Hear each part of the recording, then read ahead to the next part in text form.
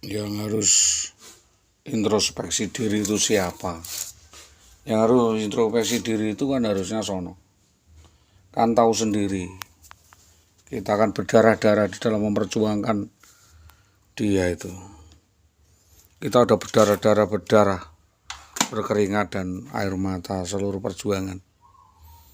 Tapi kalau dinistakan dan disisihkan seperti ini kan, itu adalah bentuk suatu kekejaman, suatu kebiadaban. Maka dari ini saya memohon kepada para pihak memandang dari hati nurani yang terdalam tentang sepak terjang itu dan catatan kriminal yang sudah saya sampaikan itu terkait dengan penipuan-penipuan, terkait dengan manipulasi, ingkar janji dan janji-janji kosong itu yang memutarbalikan fakta. Ya jangan bandingkan dengan Pak Toto toh. Pak Toto juga tangan kosong. Kenapa Pak Toto sangat menghormati Bu Eni? Loh, kasusnya kan Pak Toto itu orang miskin, PKI lagi. Sudah miskin, PKI jadi PNS. Dan memanfaatkan uang mertuanya, yaitu seluruh tanah, sawah, bengkok, semua kan milik Mbak Eni. Kalau Pak Toto menghormati Mbak Eni, ya wajar dibiayai oleh istrinya kok. Dan istri udah nggak biayai, udah ngerampok, tidak menghormati, kan begitu. Ini berbeda, konteksnya berbeda, lain ladang, lain belalang, lain lubuk, lain ikan. Tidak semua harus digebuk rampak bahwa laki-laki harus menghormati istrinya. Delok-delok istrinya seperti apa. Kalau memang perjuangan istrinya itu baik kepada suaminya dan menghormati suaminya, menghargai, membela suaminya, ya dipertahankan. Kalau tidak ya tetap itu perkara. Ya jauh. Kita saling menghormati, keluarga kami saling menghormati dalam kapasitas kemampuan masing-masing. Kalau memang sudah dewasa tidak saling mengganggu, saling menghormati, bukan artinya bertengkar atau memikirkan diri sendiri, tidak. Nah, semua orang suruh memikirkan dia ya wegah. Kita sudah cari makan aja pontang-panting. Kita hidup sendiri saja sudah susah. Suruh mikirkan orang lain. Orang lain ya orang lain. Kalau memang sudah pengen jadi orang lain, ya jadi orang lain saja. Tidak usah menengok ke belakang dan melihat aset-aset kami yang masih utuh. Karena apa? Kami tirakat, kami berpuasa.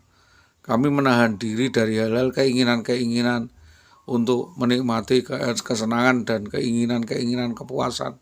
Kami sudah cukup hidup seperti ini, sudah cukup kok. Hidup dengan keliwet sama sambal korek atau nasi didudul uyah saja kami sudah puas. Dengan kehidupan kami bertani dan bercocok tanam sudah puas. Tidak ada kepinginan kemewahan seperti itu dengan cara hidup gaya seperti itu. Hidup gaya dengan tipu daya, tipu menipu, aksi melodrama seperti itu ya cuma dia aja itu saja yang bermain manipulasi, ingkar janji dan semua orang di saudara saya ditipu daya semua. Setelah dapat uang, dapat jabatan, dapat pekerjaan, minggat dan menipu semua orang, melaporkan suaminya KDRT dan memeriksakan ke rumah sakit jiwa dan sebagainya, itu kan suatu upaya untuk membunuh karakter dan mengisolasi orang.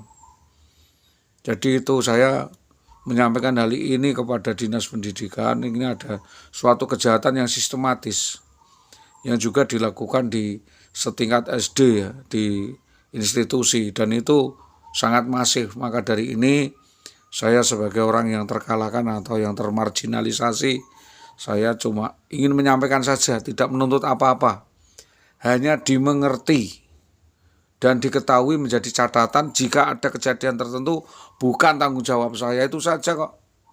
Kalau dia melakukan penipuan ngapusi di sana sini, ngerampok di sana sini, itu bukan tanggung jawab keluarga kami. Keluarga kami sudah selesai nihil, tidak punya utang. Maka sepak terjang yang dilakukan Ibu selama itu harusnya menjadi catatan, sehingga jika memungkinkan melakukan kejahatan dan itu diulangi lagi, tertuang, maka dipecat dari PNS. Itu kan itu saja. Karena apa? Ancaman demi ancaman dan melakukan ancaman kepada orang lain dan orang lain itu kepada orang lain lagi, mengadu domba seperti itu sudah menjadi tradisi dan wataknya yang dibawa dari sono-sono dari Magelang sana.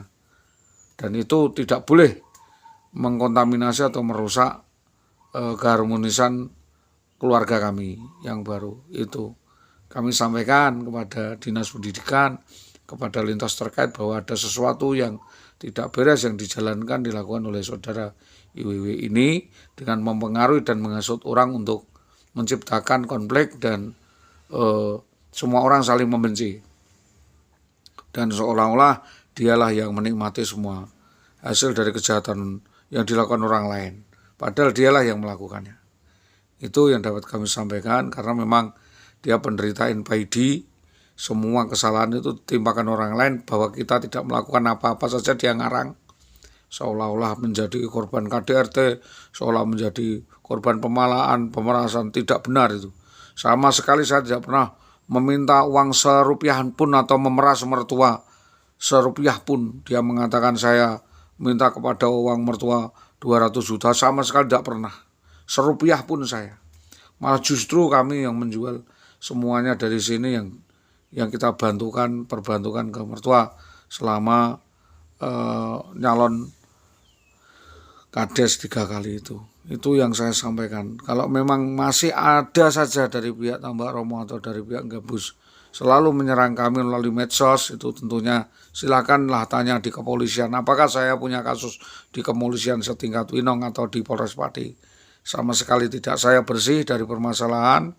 Hanya biasa urusan keluarga itu adalah hal yang biasa, transaksional dan dapat dimaklumi. Maka dari ini yang saya harapkan adalah pengertian dan pemahaman secara komprehensif dari pihak yang berwajib, kepolisian, bahwa ini cukup kita selesaikan secara intelijen dan kekeluargaan jika memungkinkan. Jika tidak, cukup dengan agnostisme atau pembiaran itu saja.